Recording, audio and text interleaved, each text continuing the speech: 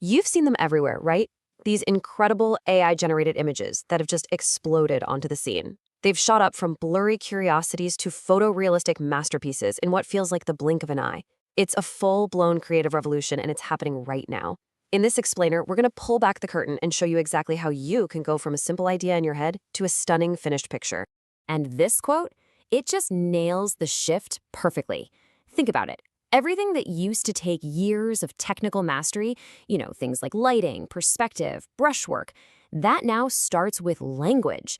We've literally gone from building images pixel by painful pixel to simply describing them with words. It's a fundamental change in how we create. And let's be clear, this is not just some niche hobby. No way. We're talking about a $500 million industry. And believe it or not, it's really just getting warmed up. That's the projected value for AI image generators alone in 2025. But wait, that $500 million? That's actually just a drop in the bucket. I mean, check this out. Gartner thinks the total spending on all generative AI is going to hit, get this, $644 billion by 2025. So you can see, image generation is a huge piece of this massive tech wave that's changing pretty much everything.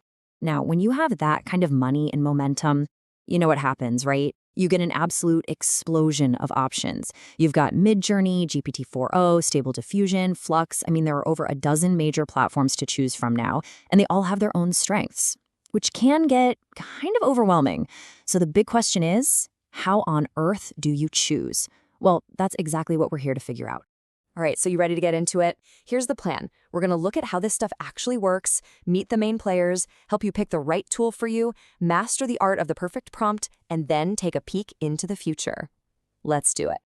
Okay, first things first. How does an AI actually take your words and turn them into a picture? Let's break down the magic happening behind the screen. So the secret sauce here is something called a diffusion model. The easiest way to wrap your head around it is to imagine this. Picture a photograph, and then imagine it slowly dissolving into that old-school TV static. Got it? Well, these diffusion models are trained on billions of images to learn how to do that exact process, but in reverse. They literally start with pure static, just random noise.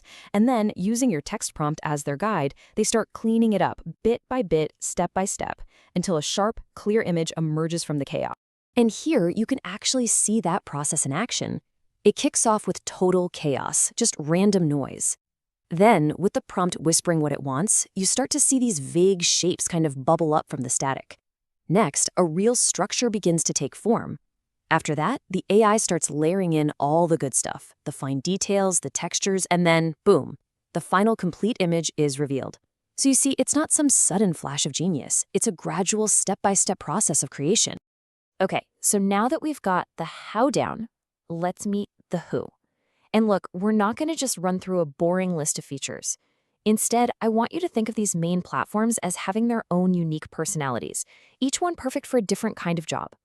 First up, you've got GPT-4o. We're calling this one the communicator. Because it has such a deep understanding of language, it is, hands down, the best at putting sharp, perfectly readable text right into your images. And then you have Midjourney, the artist. This one is just obsessed with aesthetics. It is absolutely unmatched when you want to create something beautiful, cinematic, and just really, really stylized. Next on our list is Stable Diffusion, the tinkerer. This is the open source champion. It's the one that gives you maximum control, total privacy, and endless ways to customize things, if you're willing to roll up your sleeves and learn a bit. And finally, say hello to Flux, the innovator. This is the powerful new kid on the block with a super cutting-edge architecture designed for one thing above all else: incredible prompt adherence. In other words, it does exactly what you tell it to do. In this chart, man, it just perfectly shows one of the biggest differences between these tools: how well they handle text. I mean, just look at that gap. It's huge. GPT-4o is sitting there at nearly perfect, but Midjourney, for all its incredible artistic talent, really, really struggles with text. And this is exactly why picking the right tool for the job is so critical. Designing a poster is a totally different task than creating some epic concept art. So we've met the players, we've seen their different strengths. Now, how do you actually choose the right one for you? Let's break it down and make it really simple. It really all boils down to just one simple question. What is your number one priority? What do you care about most when you're creating an image? Is it pure artistic beauty, getting the text absolutely perfect, or having total control over everything? Because once you answer that, you've pretty much found your perfect tool. If you're chasing the absolute highest artistic quality, that beautiful cinematic feel, you're going to choose Midjourney V7. If you need perfect text in your images, then GPT-4o or Ideogram are your best bets. For those who want full control and privacy, you'll want to look at Stable Diffusion or Flux Dev. Now, what about guaranteed commercial safety? For that, you want Adobe Firefly. Need vector graphics for things like logos? Recraft V3 is the way to go. And if you want to see your changes happen in real time, Krea AI is the tool for you. All right, you've picked your tool. Now for maybe the most important part, learning how to write a great prompt. Honestly, this is the skill that separates the amazing results from the mediocre ones. And the good news is there's a pretty simple formula that works on basically any platform.